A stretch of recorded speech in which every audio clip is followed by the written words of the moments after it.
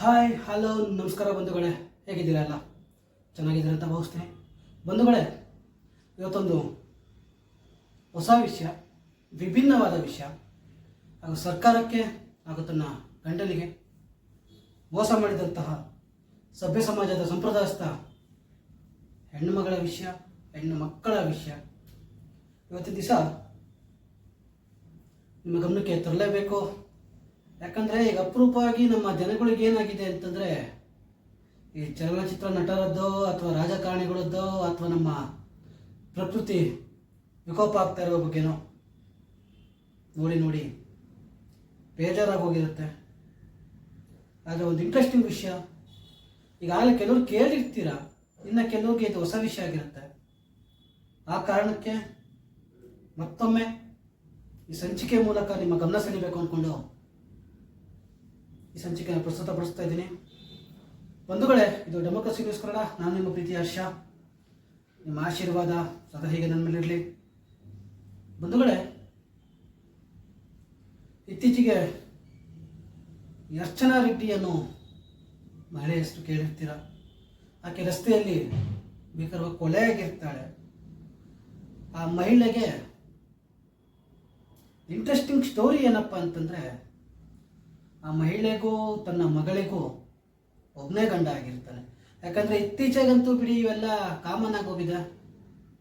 ಹೇಳಬೇಕೋ ಹೇಳಬಾರ್ದು ಗೊತ್ತಿಲ್ಲ, ಆದರೆ ಜನಗಳು ಹುಷಾರಾಗಿರಬೇಕು, ಜನಗಳು ಎಚ್ಚರಿಕೆಯಿಂದ ಇರಬೇಕು. ಪ್ರತಿಯೊಂದು ಹೆಜ್ಜೆ ಇಡಬೇಕಾದ್ರೂ ನಮ್ಮ ಹುಡುಗರು ಎಚ್ಚರಿಕೆಯಿಂದ ಹೆಜ್ಜೆ ಇಡಬೇಕು ಅನ್ನೋ ಉದ್ದೇಶಕ್ಕೋಸ್ಕರ ಈ ವಿಷಯನ ನಾನು ಆಗ ತಿಳಿಸ್ತಾನೆ ಇರ್ತೀನಿ ತಮಗೆಲ್ಲ. ವಿಷಯಕ್ಕೆ ಬರ್ತೀನಿ ಬಂಧುಗಳೇ.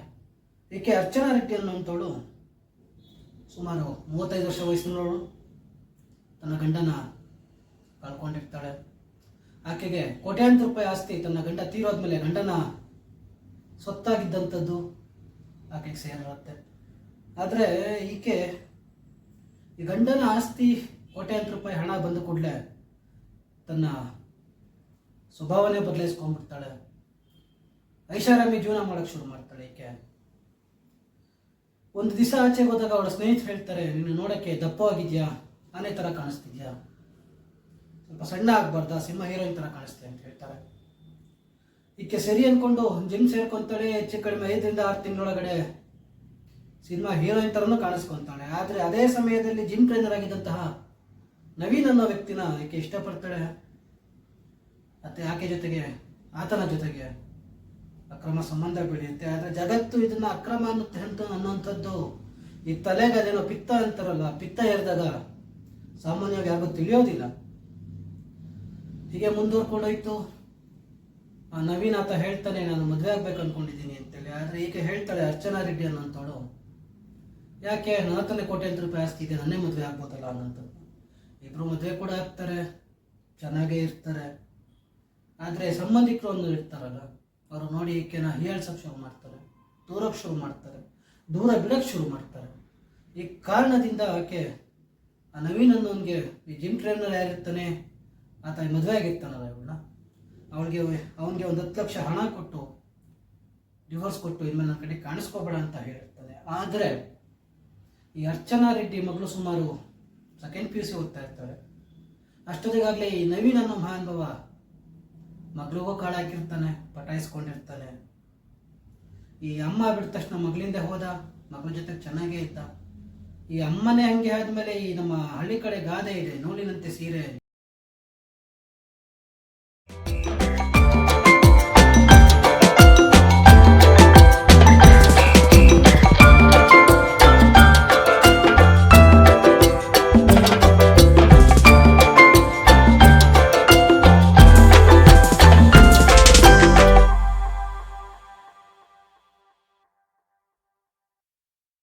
ಆಕೆ ಕಾಲೇಜ್ ಮುಗಿದ ತಕ್ಷಣ ಈ ಕಡೆ ನವೀನ್ ಜೊತೆ ಹೋಗಿ ಶುರು ಮಾಡಿದ್ಲು, ತಿರ್ಗಾಡೋಕೆ ಶುರು ಮಾಡಿದ್ಲು.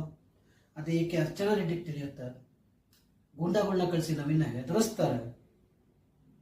ಆದರೆ ಅವರು ಹೆದರೋರು ಆಗಿರಲಿಲ್ಲ. ಈ ಅರ್ಚನಾ ರೆಡ್ಡಿ ಮಗಳು ಯುವಿಕಾ ಏನಿರ್ತಾಳೆ, ತನ್ನ ತಾಯಿ ಕೇಳ್ತಾಳೆ, ನನ್ನ ಪಾಲಿಗೆ ಸೇರ್ಬೇಕಾದ ಆಸ್ತಿ ಏನಿದೆ ಅದನ್ನು ಬಿಟ್ಕೊಡು ಅಂತೇಳಿ. ಆದರೆ ಯಾಕೆ ಅರ್ಚನಾ ರೆಡ್ಡಿ ಬಿಟ್ಕೊಡಕ್ಕೆ ರೆಡಿ ಇರಲ್ಲ. ನೀನು ಆತ ನವೀನನ್ನ ಬಿಟ್ಟು ಬಾ, ನನ್ನ ಪಾಲಿಂದೇನಿದೆ, ನಿನ್ನ ಪಾಲಿಂದೇನಿದೆ ಎಲ್ಲ ಸೇರಿಸ್ಕೊಡ್ತೀನಿ ಅನ್ನೋಂಥದ್ದನ್ನು ತಿಳಿಸ್ತಾಳೆ.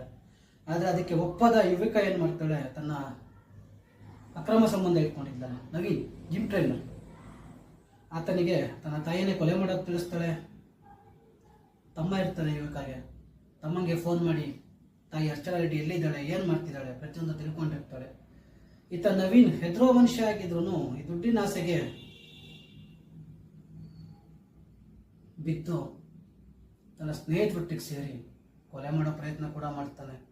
ಕೊಲೆ ಮಾಡೋಕ್ಕೆ ಸಂಚು ಕೂಡ ಹಾಕ್ತಾನೆ. ಹೀಗೆ ಒಂದು ದಿವಸ ಇರುವಾಗ ನಡು ರಸ್ತೆಯಲ್ಲೆಲ್ಲೋ ಅರ್ಚನಾ ರೆಡ್ಡಿನ ಕೊಲೆ ಮಾಡ್ತಾರೆ. ಜೈಲಿಗೂ ಕೂಡ ಹೋಗ್ತಾರೆ. ಬಂಧುಗಳೇ, ಈ ವಿಷಯ ನಾನು ಯಾಕೆ ಹೇಳ್ತಾ ಇದ್ದೀನಿ ಅಂದ್ರೆ, ಎಲ್ಲಿಗೋಯ್ತು ಪ್ರಪಂಚ?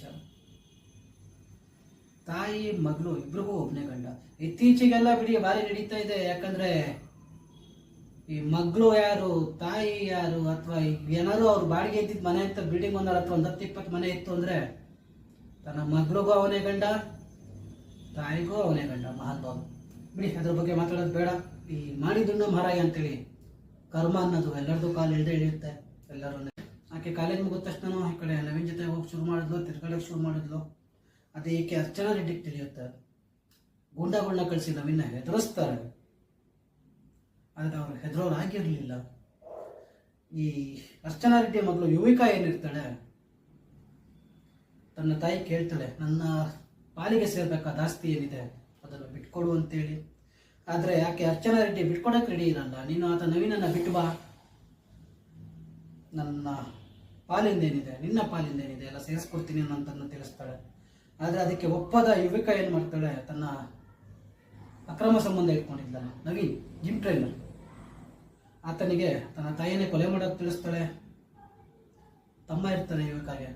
ತಮ್ಮಂಗೆ ಫೋನ್ ಮಾಡಿ ತಾಯಿ ಅರ್ಚನಾ ರೆಡ್ಡಿ ಎಲ್ಲಿದ್ದಾಳೆ, ಏನು ಮಾಡ್ತಿದ್ದಾಳೆ ಪ್ರತಿಯೊಂದು ತಿಳ್ಕೊಂಡಿರ್ತಾಳೆ. ಈತ ನವೀನ್ ಹೆದರೋ ಮನುಷ್ಯ ಆಗಿದ್ರು ಈ ದುಡ್ಡಿನ ಆಸೆಗೆ ಬಿದ್ದು ತನ್ನ ಸ್ನೇಹಿತರೊಟ್ಟಿಗೆ ಸೇರಿ ಕೊಲೆ ಮಾಡೋ ಪ್ರಯತ್ನ ಕೂಡ ಮಾಡ್ತಾನೆ. ಕೊಲೆ ಮಾಡೋಕ್ಕೆ ಸಂಚು ಕೂಡ ಹಾಕ್ತಾನೆ. ಹೀಗೆ ಒಂದು ದಿವಸ ಇರುವಾಗ ನಡು ರಸ್ತೆಯಲ್ಲೆಲ್ಲೋ ಅರ್ಚನಾ ರೆಡ್ಡಿನ ಕೊಲೆ ಮಾಡ್ತಾರೆ. ಜೈಲಿಗೂ ಕೂಡ ಹೋಗ್ತಾರೆ. ಬಂಧುಗಳೇ, ಈ ವಿಷಯ ನಾನು ಯಾಕೆ ಹೇಳ್ತಾ ಇದ್ದೀನಿ ಅಂದ್ರೆ, ಎಲ್ಲಿಗೋಯ್ತು ಪ್ರಪಂಚ? ತಾಯಿ ಮಗಳು ಇಬ್ರಿಗೂ ಒಬ್ಬನೇ ಗಂಡ.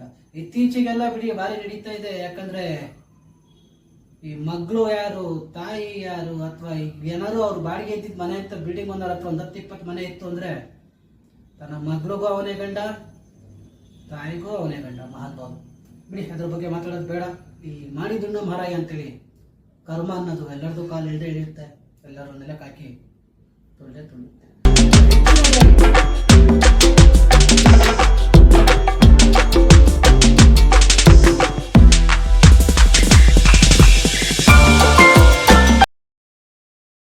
ಇನ್ನು ಹೆಚ್ಚಿನದಾಗಿ ಇಡೀ ಆಂಧ್ರ ಸರ್ಕಾರನೇ ಬೆಚ್ಚಿ ಬೀಳಿಸಿದಂತಹ ಒಂದು ಮಹಿಳೆ ಕಥೆ ಹೇಳಕೊಟ್ಟಿದ್ದೀನಿ ತಮಗೆ.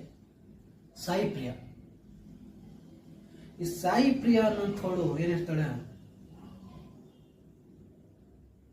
ಮದುವೆ ಮಾಡ್ಕೊತಾಳೆ. ತನ್ನ ತಂದೆ ತಾಯಿ ಒಳ್ಳೆ ಹುಡುಗನೇ ನೋಡಿ ಮದುವೆ ಮಾಡ್ತಾರೆ. ಹತ್ತತ್ರ ಇದು ವಿಶಾಖಪಟ್ಟಣ ಅನ್ಸುತ್ತೆ, ಮೇ ಬಿ ಆಂಧ್ರಕ್ಕೆ ಸಂಬಂಧಪಟ್ಟಿದ್ದು. ಮದುವೆಯಾಗಿ ಅನ್ಯೋನ್ಯವಾಗಿ ಇರ್ತಾರೆ. ಆಕೆ ಯಾವಾಗಲೂ ಗಂಡನ ಹತ್ರ ಹೇಳ್ತಾ ಇರ್ತಾಳೆ, ನಾನು ಕೆಲ್ಸಕ್ಕೆ ಹೋಗ್ಬೇಕು, ನಾನು ಬೆಂಗಳೂರಿಗೆ ಹೋಗ್ತೀನಿ, ದುಡಿತೀನಿ, ನಾನು ನಿಮಗೆ ಸಹಾಯ ಮಾಡ್ತೀನಿ ಅಂತೇಳಿ. ಅದಕ್ಕೂ ಕೂಡ ಆದರೆ ಅವಳು ತಲೆಗೆ ಏನಿರುತ್ತೆ ಅನ್ನೋಂಥದ್ದು ಪಾಪ ಆಕೆ ಗಂಡ ಹೋಗಿ ತಿಳಿದಿರಲ್ಲ, ತಂದೆ ತಾಯಿಗೂ ತಿಳಿದಿರಲ್ಲ. ಸರಿ ಅಂತ ಒಪ್ಕೊಂತಾರೆ. ಈಕೆ ಕೆಲಸನೂ ಮಾಡಕ್ಕೆ ವಾಪಸ್ ಬಂದಿರ್ತಾಳೆ ಗಂಡನ ಬಿಟ್ಟು. ಆದರೆ ವೆಡ್ಡಿಂಗ್ ಆ್ಯನಿವರ್ಸರಿ ಅಂತ ಮೇ ಬಿ ಎರಡನೇ ವೆಡ್ಡಿಂಗ್ ಆ್ಯನಿವರ್ಸರಿ ಅನ್ಸುತ್ತೆ. ಆತ ಹೆಂಡತಿ ನೋಡೋಕ್ಕೆ ಬರ್ತಾನೆ. ತನ್ನ ಹೆಂಡತಿ ನೋಡಕ್ಕೆ ಬಂದಾಗ ಪ್ರೀತಿಯಿಂದ ತನ್ನ ಹೆಂಡತಿಗೆ 2 ಚಿನ್ನದ ಬಳೆಗಳು ಕೂಡ ತಂದಿರ್ತಾನೆ. ವೆಡ್ಡಿಂಗ್ ಆ್ಯನಿವರ್ಸರಿ ನಡೀತಾ ಇರ್ತಾರೆ. ಅಲ್ಲಿಂದ ನಮ್ಮ ಸಿಂಹಾಚಲ ದೇವಸ್ಥಾನಕ್ಕೆ ಹೋಗ್ತಾರೆ, ದೇವ್ರ ದರ್ಶನ ಮಾಡ್ತಾರೆ. ಅಲ್ಲಿಂದ ಬಂದು ಬೀಚ್ಗೆ ಹೋಗ್ತಾರೆ ಸ್ನೇಹಿತರೆ. ಬೀಚ್ಗೆ ಹೋಗಿ ಇಬ್ಬರ ಜೊತೆ ಕೂರಿ ಆಟ ಆಡ್ತಿರ್ತಾರೆ. ಆದರೆ ಅವಳ ಮನಸ್ಸಲ್ಲಿ ಏನಿದೆ, ಅವಳ ದುರುದ್ದೇಶ ಏನಿದೆ ಅನ್ನೋಂಥದ್ದು ಪಾಪ ಈ ಮುಗ್ಧ ಗಂಡನಿಗೆ ತಿಳಿದಿರಲ್ಲ.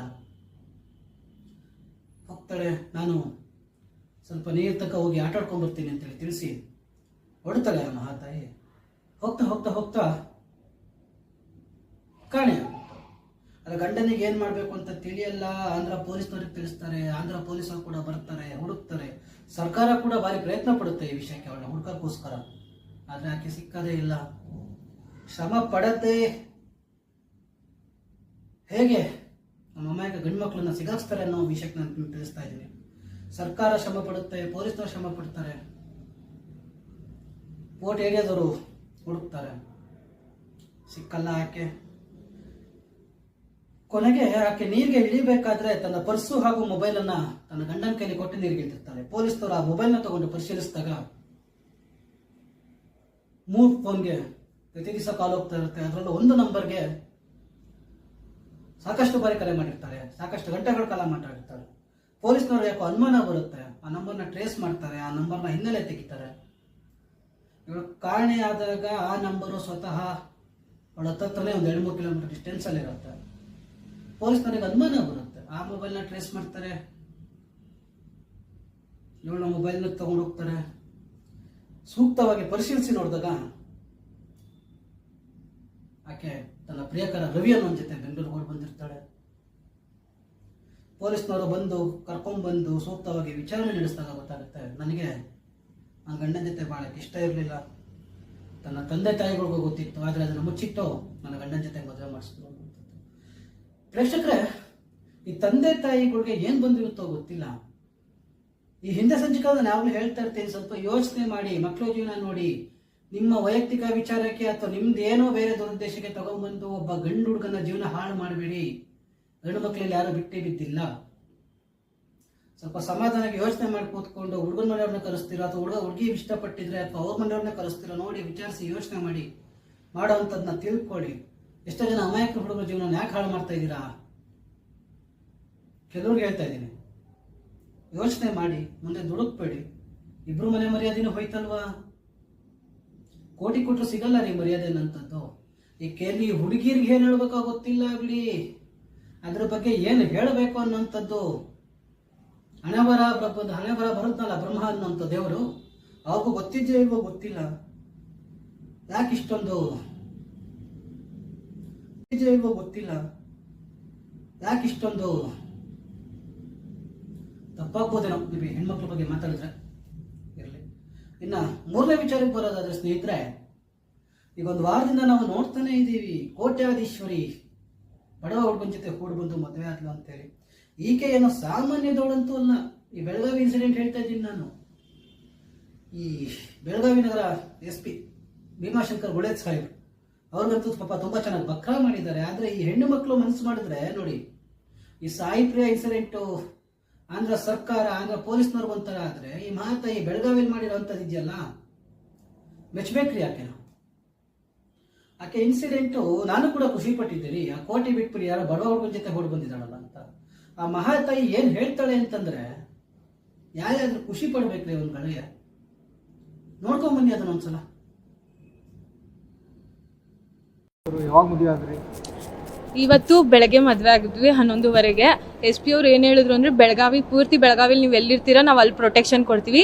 ನೀವು ಬೆಂಗಳೂರಿಗೆ ಹೋಗ್ಬೇಕು, ನಿಮ್ ಬೆಂಗಳೂರು ಡಾಕ್ಯುಮೆಂಟ್ಸ್ ಬೇಕು ಅಂದ್ರೆ ನೀವು ಬೆಂಗಳೂರು ಕಮಿಷನರ್ ಭೇಟಿಯಾಗಿ ಅವರಿಂದ ಪ್ರೊಟೆಕ್ಷನ್ ತಗೊಂಡೋಗಿ ನೀವು ತಗೊಂಡ್ಬರ್ಬೋದು ಅಂತ ಹೇಳಿದ್ದಾರೆ. ಹಾ, ಇವತ್ತು.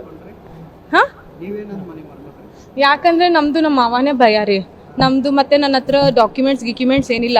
ಸೊ ಮದ್ವೆಗೆ ನಾವು ಡೈರೆಕ್ಟ್ ಇಲ್ಲಿ ಇವ್ರನ್ನ ಭೇಟಿ ಆದ್ವಿ. ಅವ್ರು ಹಿಂಗೆ ಹೇಳಿದ್ರು. ಸೊ ನಾವು ಬೆಂಗಳೂರಲ್ಲಿ ಕಮಿಷನರ್ನ ಮೀಟ್ ಆದ್ರೆ ಕಮಿಷನರ್ ನಮಗೆ ಪ್ರೊಟೆಕ್ಷನ್ ಕೊಡ್ತಾರೆ ಅಂತ ಹೇಳಿದ್ದಾರೆ. ದೇವಸ್ಥಾನದಲ್ಲಿ. ಎಲ್ಲಪ್ಪ? ಪಾಡೀಶ್ವರ್. ಹಾ ಹೌದು, ಕೊಟ್ಟಿದ್ದೆ. ಅವರು ಇದ್ಕೊಂಡು ಏನು ಅಷ್ಟೊಂದು ಸೀರಿಯಸ್ ತಗೊಳ್ಳಿಲ್ಲ. ಸೊ ಅವ್ರು ಸೀರಿಯಸ್ ತಗೊಂಡಿಲ್ಲ. ನಾವೇ ಬೆಂಗಳೂರಿಗೆ ಹೋಗಿ ತಗೊಂಬರಕ್ ಹೋದ್ರೆ ಅಲ್ಲಿ ತುಂಬಾ ಪ್ರಾಬ್ಲಮ್ ಆಗೋಯ್ತು. ಸೊ ಪ್ರಾಬ್ಲಮ್ ಆಗಿದ್ರಿಂದ ನಾನು ಅಲ್ಲೇ ಇರ್ಬೇಕಾಯ್ತು, ನಾನು ವಾಪಸ್ ಬರಕ್ ಆಗ್ಲಿಲ್ಲ. ಸೊ ನಂಗೆ ಇವನಿಗೋಸ್ಕರ ನಾನು ಎಷ್ಟೇ ಕಷ್ಟ ಆಗ್ಲಿ ಅಂತ ನಾನು ಅಲ್ಲಿಂದ ಇವನಿಗೋಸ್ಕರ ಬಂದೆ. ಎಲ್ಲ ಇವ್ರ ಮನೆಯವರೇ ನಮ್ಮ ಸಂಬಂಧಿಕರು. ಇಲ್ಲ, ಇನ್ಸ್ಟಾಗ್ರಾಮ್ ಅಲ್ಲಿ ಆಯ್ತ್ರಿ ಪರಿಚಯ. 1-2 ವರ್ಷ ಆತ್ರಿ.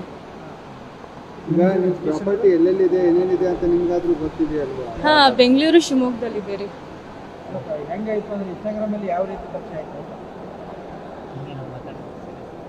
ಬೆಂಗಳೂರಲ್ಲಿ ಹೆಂಗ ಸ್ಟಾರ್ಟ್ ಆಯ್ತು ಅಂದ್ರೆ ಫಸ್ಟ್ ಇವರು ನ್ಯೂ ಫಾಲೋವರ್ ಸಜೆಷನ್ ಅಂದ್ಬಿಟ್ಟು ಇವ್ರು ಹಾಯ್ ಅಂತ ಕಳ್ಸಿದ್ರು. ನಾನು ಯಾವ್ದೇ ಇದು ಹೊಸ ಫಾಲೋವರ್ ಅಂದ್ಬಿಟ್ಟು ಹಾಯ್ ಅಂತ ಮೆಸೇಜ್ ಮಾಡಿದೆ. ಹಾಗೆ ನಮ್ಮ ಫ್ರೆಂಡ್ಶಿಪ್ ಇಂದ ಬೆಳ್ಕೊಂಡೋಗಿ ಫ್ರೆಂಡ್ಶಿಪ್ಗೆ ಬಂದು ಬೆಳಗಾವಿಲಿ ಮದುವೆ ಇದೆ ಅಂತ ಕೂಗಿದ್ರು. ಸೊ ಬೆಳಗಾವಿಲಿ ಮದುವೆ ಇದೆ ಅಂತ ಬಂದಾಗ ನನಗೆ ಇವ್ರ ಫ್ಯಾಮಿಲಿ ಕ್ಲೈಮೇಟು ಫ್ಯಾಮಿಲಿ ಎಲ್ಲ ಎಷ್ಟು ಚೆನ್ನಾಗಿ ಕೈ ತುತ್ತು ತಿನ್ಸೋದು ಮಗಳ ಥರ ನೋಡ್ಕೊಂಡ್ರು. ಸೊ ನನಗೆ ಇದೇ ಮನೆ ಬೇಕು ಅಂತ ನಾನು ಇಲ್ಲೇ ಫಿಕ್ಸ್ ಆಗ್ಬಿಟ್ಟಿದ್ದೀನಿ. ಗೃಹ ಬಂಧನದಲ್ಲಿ ಇರಿಸಿದ್ರಾ ನಿಮ್ಮನ್ನ ನಿಮ್ಮ ಹೌದ್ರಿ. ಅಲ್ಲಿಂದ ಹೆಂಗ್ ಬಂದ್ರೆ ಅಂದ್ರೆ ಅವ್ರು ಇರ್ಲಿಲ್ಲ. ಸೊ ನಾನು ಅವಾಗ ಅಲ್ಲಿಂದ ಶಿಲ್ಘಟ್ಟದಿಂದ ಬೆಂಗಳೂರಿಗೆ ಬಂದು ಬೆಂಗಳೂರಿಂದ ದಾವಣಗೆರೆ ಬಸ್ ಹತ್ಕೊಂಡು ದಾವಣಗೆರೆಗೆ ಬಂದು ಬೆಳಗಾವಿಗೆ ಟ್ರೈನಲ್ಲಿ ಬಂದಿರಿ. ವಿರೋಧ ಯಾರ್ದಾದ್ರು ಇದೆಯಾ ಈ ಮದುವೆಗೆ? ಏನಾ? ಮದುವೆಗೆ ವಿರೋಧ ಯಾರ್ದಾದ್ರು ಇದೆಯಾ? ಇಲ್ಲ, ಯಾರ್ದು ಇಲ್ಲ. ವಿರೋಧ ಮೀನ್ಸ್ ಯಾರು ಒಪ್ಕೊಂತಲ್ಲ ಅಂತಲ್ಲ. ಅಲ್ಲ, ನಿಮ್ಮ ಮನೆಯಲ್ಲಿ ಯಾರು ಒಪ್ಕೊಂಡಿದ್ರಾ ಮದುವೆಗೆ? ಈಗ ನಿಮ್ಮ ಸೋದರ ಮಾವ ಅವರು ಇಲ್ಲ ರೀ, ಅವ್ರು ಯಾರು ಒಪ್ಕೊಂಡಿಲ್ಲ. ಇವ್ರ ಮನೆಯವರು ಎಲ್ಲಾರು ಒಪ್ಕೊಂಡು ಮದ್ವೆ ಮಾಡಿಸಿದ್ರು. ನಂಬಿಕೆನೇ ನಮ್ಮ ಸೋದರ ಮಾವರಿ. ಏನಂತ ಹೇಳ್ತಾ ಇದ್ರಿ? ವಿಡಿಯೋ ಕಾಲ್ ಮಾಡಿ ಏನ್ ಹೇಳ್ತಾ ಇದ್ರಿ? ವಿಡಿಯೋ ಕಾಲ್ ಮಾಡಿದಾಗೆಲ್ಲ ಕೇಳ್ತಾ ಇದ್ದಿದ್ದು ಒಂದೇ, ಎಲ್ಲಿದ್ಯಾ? 5 ರಿಂದ 10 ಬಾರಿ ವಿಡಿಯೋ ಕಾಲ್ ಮಾಡ್ಬಿಟ್ಟು ಮನೇಲಿ ಇದೆಯಾ ಇಲ್ವಾ ಅಂತ ಕನ್ಫರ್ಮೇಶನ್ಗೋಸ್ಕರ ಕಾಲ್ ಮಾಡಿ. ಈಗ ಮತ್ತೆ ತಿರ್ಗಾ ಕಾಲ್ ಮಾಡಿಲ್ವಾ? ಈಗ ಮದುವೆ ಆಗಿದ್ದ ವಿಚಾರ ಹೇಳಿಲ್ವಾ ನಿಮ್ಮ ಸೋದರ ಮಾವ? ಇಲ್ಲ, ನೋಡ್ತಾರೆ ಇವಾಗ ನೋಡಿದ್ರೆ ನ್ಯೂಸಲ್ಲಿ. ನಿಮ್ಮ ಹೆಸರು? ನನ್ನ ಮುಖವಾಡ ಬಯಲಾಗಿದೆ, ತಮ್ಮೆಲ್ಲರಿಗೂ ಯಾರು ತಿಳಿದಿರುತ್ತೆ.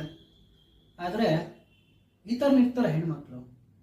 ಯಾವುದೋ ಡಾಕ್ಯುಮೆಂಟ್ಸ್ ಬಿಟ್ಟು ಬಂದಿದ್ದೀನಿ ಅಂತೇಳಿ ಪಾಪ ನಮ್ಮ ಭೀಮಾಶಂಕರ್ ಗುಡೆ ಸಾಹೇಬ್ರು ಬೆಳಗಾವಿ SP ಹತ್ರಕ್ಕೆ ಹೋಗ್ತಾರೆ, ಪ್ರೊಟೆಕ್ಷನ್ ಕೊಡಿ ಅಂತ ಹೇಳ್ತಾರೆ. ಇವಳು ಎಷ್ಟು ಜನ ಜೊತೆ ಓಡಾದ್ರು ಇವಳು ಕತೆ ಹೆಂಗೆ ಅಂತಂದ್ರೆ ಬಂಧುಗಳೇ, ಅವನ್ ಬಿಟ್ಟು ಇವನ್ ಯಾರು, ಇವನ್ ಬಿಟ್ಟು ಅವನ್ ಯಾರು, ಕೊನೆಗೆ 2ನೇನೂ ಅಲ್ಲ 3ನೇನೂ ಅಲ್ಲ, ಈ ಕಡೆ ಯಾರು? ಈ ಹುಡುಗರ ಕತೆ ಏನು ಸ್ವಾಮಿ? ಪಾಪ ಆ ಅಪ್ಪನ ನಮ್ಮ ಮೀಡಿಯಾದವ್ರು ಹಾಕೊಂಡು ಬೆಳಗಾವಿ SP ಆಫೀಸ್ಗೆ ಹೋದಾಗ ಅವನು ಝೂಮ್ ಮಾಡಿ ತೋರಿಸಿದ್ದಾರೆ. ಹಾಕಿದಾರೆ ಬಿಡಿ, ಹಾಕಿದ ಇದೇ ಕಸ್ಬೆ ಹೇಳ್ತಿಲ್ವಾ, ಅವ್ನು ಬಿಟ್ಟು ಇವನು ಯಾರು ಅನ್ನೋಂಥದ್ದು ಅವ್ರದ್ದೇನೋ ನಡೆದೋಗುತ್ತೆ ಸ್ವಾಮಿ. ಈ ಹುಡುಗನ ಮನೆ ಕತೆ ಏನು? ಯಾರು ಹೇಳ್ತಾರೆ ಇದನ್ನ? ಪಾಪ ಅಲ್ಲಿ ನಮ್ಮ SP ಸಾಹೇಬ್ರಿಗೂ ಮಕ್ಕಾರು ಮಾಡಿದ್ದಾರೆ. ಪಾಪ 2ನೇ ಯಾರು ಇರ್ತಾನೆ ಈ ಮದುವೆ ಆಗಿದೆ ಪಾಪ ಬೆಳಗಾವಿಲಿ 3ನೇದದು. 2ನೇ ಇನ್ಸಿಡೆಂಟ್ ಚಿಕ್ಕಬಳ್ಳಾಪುರದ ವ್ಯಕ್ತಿ ಆತ, ಮೂಬಿ ಸುಧಾಕರ್ ಅನ್ಸುತ್ತೆ. ಆತ ಕ್ಯಾಬ್ ಚಾಲಕ ಆಗಿರ್ತಾನೆ. ಆತನನ್ನು ಈಕೆ ಬುಟ್ಟಿಗೆ ಬೀಳಿಸ್ಕೊಂಡು ನಾನು ನಿನ್ ಬಿಟ್ಟಿರಲ್ಲ ಅಂತೇಳಿ ಆತನ ಜೊತೆ ಬಂದು ಟಕಟಕಟ ಹೇಳಬೇಕೋ ಹೇಳಬಾರ್ದು ಅಂತ ಒಂದು ಗೊತ್ತಾಗ್ತಿಲ್ಲ ಬಂಧುಗಳೇ. ಈ ಹೆಣ್ಮಕ್ಳಿಗೆ ಏನಾಗಿದೆ? ಈ ನಮ್ಮ ಟಿವಿ ಚಾನೆಲ್ಗಳಲ್ಲಿ ನೋಡ್ತಾ ಇರ್ತೀವಿ, ನಮ್ಮ ಸಿನಿಮಾ ಥಿಯೇಟರ್ಗಳು ನೋಡ್ತಾ ಇರ್ತೀವಿ, ಧೂಮಪಾನ ಮಾಡಬೇಡಿ ಮಾಡಲು ಬಿಡದಿರಿ ಅಂತ. ಹಾಗೆ ನಮ್ಮ ಸಂಚಿಕೆ ಮೂಲಕ, ನನ್ನ ಡೆಮೋಕ್ರಸಿ ನ್ಯೂಸ್ ಕನ್ನಡ ಚಾನಲ್ ಮೂಲಕ ನಮ್ಮ ಯುವಕರಿಗೆ ಏನು ಹೇಳಕ್ಕೆ ಇಷ್ಟಪಡ್ತೀನಿ ಅಂತಂದ್ರೆ, ಪ್ರೀತಿ ಮಾಡಬೇಡಿ ಮಾಡಲು ಬಿಡದಿರಿ. ನಿಮ್ಮ ಜೀವನ ನೋಡ್ಕೊಳ್ರಿಯ್ಯ, ಹುಷಾರಾಗಿರಿ. ಪಾಪ ಆ ಸುಧಾಕರ್ ವ್ಯಕ್ತಿ ಅನ್ನೋಂಥವ್ನು ಮೀಡಿಯಾ ಮುಂದೆ ಬಂದು ಹೇಳ್ಕೊತಾ ಇದ್ದಾನೆ ಅವನ ಕಷ್ಟಗಳನ್ನ ನೋವುಗಳನ್ನ. ಅದು ಹೇಗೆ ಹೇಳಬೇಕು ಅನ್ನೋಂಥದ್ದು ತಿಳಿತಿಲ್ಲ. ಈ ಸುಧಾಕರ್ದು ಬಿಡಿ, ಆಕೆ ಬಂಡವಾಳ ಏನೋ ಗೊತ್ತಾಯ್ತು ಬಿಟ್ಬಿಡ್ತಾನ ಅಂತ, ಆದ್ರೂ ಮನ್ಸಲ್ಲಿ ನೋವಿರುತ್ತೆ ಅನ್ನೋನು ಮರೆಯಕ್ಕಾಗಲ್ಲ. ಪಾಪ ಇವಾಗ ಮದುವೆಗೆ 3 ದಿವಸ 4 ದಿವಸ ಆಗಿಲ್ಲ, ಇನ್ಸ್ಟಾ ಲವ್ ಅಂತೆ. ಆಕೆ ಹೇಳ್ತಾ ಇದ್ದಾಳೆ ಇನ್ಸ್ಟಾಗ್ರಾಮ್ ಸಿಕ್ಕಿದ್ವಿ ನಾವು ಅಂತೇಳಿ. ನಮ್ಮ ಹುಡುಗರಿಗೆ ಅದು ಏನು ಬಂದಿದ್ಯೋ, ಈ ಹೆಣ್ಣು ಮಕ್ಕಳಿಗೆ ನಮಸ್ಕಾರ ಅನ್ಬೇಕೋ, ಅಥವಾ ನಮ್ಮ ಹುಡುಗರು ಹುಷಾರಾಗಿರಪ್ಪ ಅನ್ಬೇಕೋ, ಅಥವಾ ನಿಮ್ಗೆ ನಮಸ್ಕಾರ ಅನ್ಬೇಕೋ ಗೊತ್ತಿಲ್ಲ ಕಣ್ರಯ್ಯ. ಇನ್ನ ಕೊನೆದ ಒಂದು ಮಾತು ಹೇಳ್ತೀನಿ